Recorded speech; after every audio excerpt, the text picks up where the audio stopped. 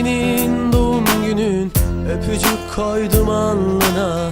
Kopardığın o güllerden taç yaptım İstanbul'a.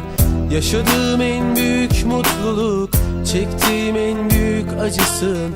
Bir şarkı yazdım sana, umarım hep hatırlarsın. Ne desem anlamsız ve aşkım bitti işte rüya gibi. Kalan birkaç gözyaşı, belki birkaçını zehirlendi. Sigara kadar zararlısın, çektikçe yaktın helal. Allah razı olsun aşkım, ödünecektir kar zarar. En çok bu şarkıyı yazmak istemedim Gökşahin. Şimdi elimi tutsaydın, sarılsaydın çok garip. Kartal'ın sokakları, öpüştüğümüz caddeler hani. Kaybeden aşk, kazanan kim? Kim bu aşkın şehidi? Bunca kalabalık ortasında yalnız kaldın mı hiç sen? Kalbine bir ağrı saplanıp dalıp gittin mi bilmeden. İsmini andığın anda kapan karışıp gözlerin oldu mu? Gülerken ağladığın, rol kestiğin roman bu. Seni sordular ardından, o gitti gelmez dedin. Sen aradıkça telefonlarda kalbimi sıktım, dur dedim. Sus rapçi, bitti her şey, herkese yalan söyle.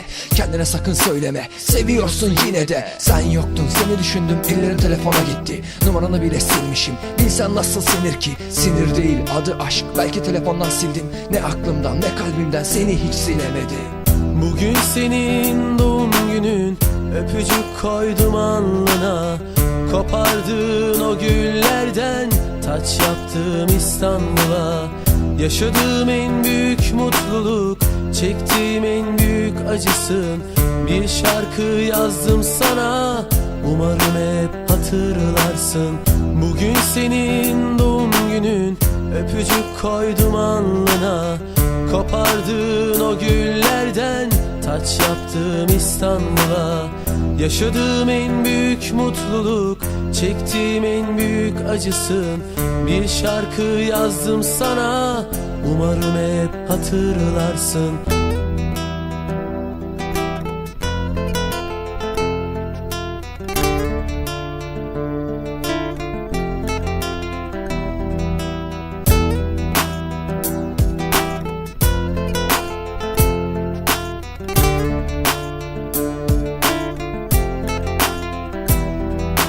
Gülmek uzun zamandır rol yaptığım bir oyun.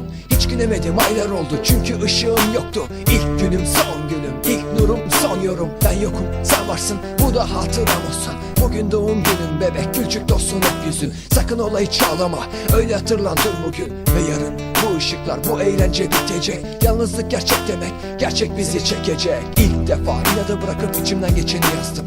Meğer bu inat uğruna ne aşkları harcamışım. Seviyorum, yalan yok, umutlanma aşk bitti. Bu biten bir hikayenin belki de son eseri. Gözlerinde yaş olmasın, tüm kalbim hep yanında. Çiğnedin geçtin her şeyi, olsun aşkım hiç takma.